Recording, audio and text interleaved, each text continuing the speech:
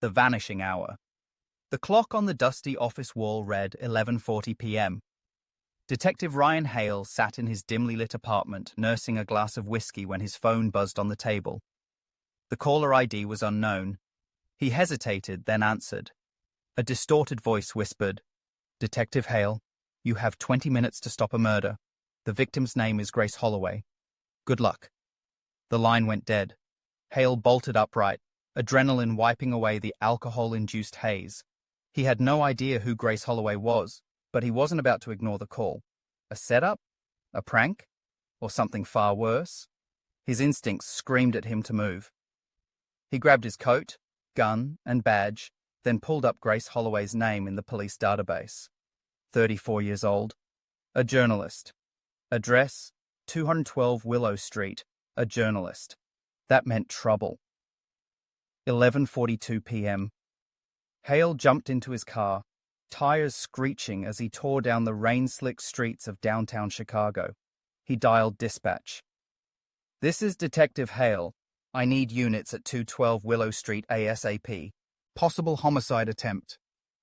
"No units available," the operator replied. "We've got 2 active crime scenes across the city." Damn it. He was on his own. 11:48 p.m.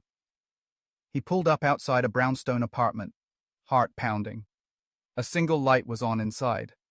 Hale ran to the door and knocked hard. "Grace Holloway, open up! Police!" Silence. He knocked again. Nothing. He tested the handle. It turned. Gun drawn, he stepped inside.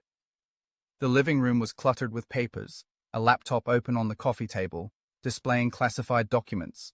The headline read, "The Syndicate Exposed, a deep dive into the city's most dangerous crime network." His stomach clenched. She was investigating the syndicate. That's when he heard it, a faint creak upstairs. 11:51 p.m. Hale moved carefully up the steps, every muscle tensed.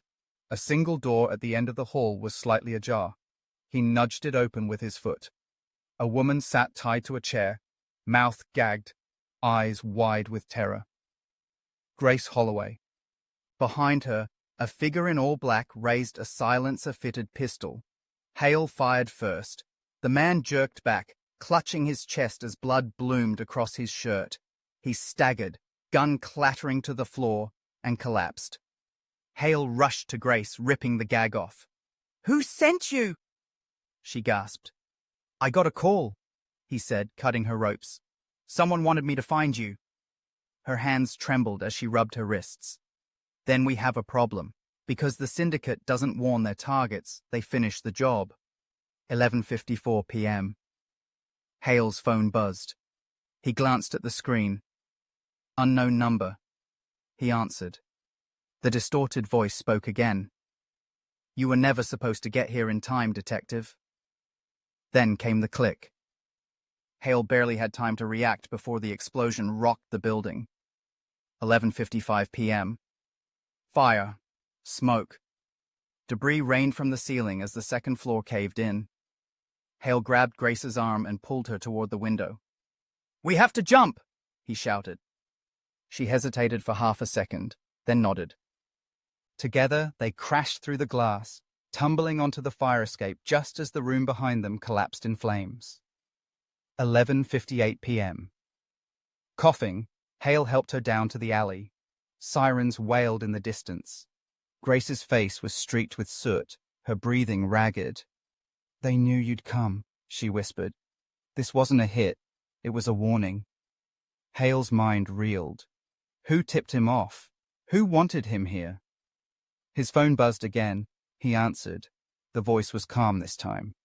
"You're in the game now, Hale, and the clock is still ticking." The call ended. Midnight. The city lights flickered overhead, and Hale knew one thing for sure. This was just the beginning.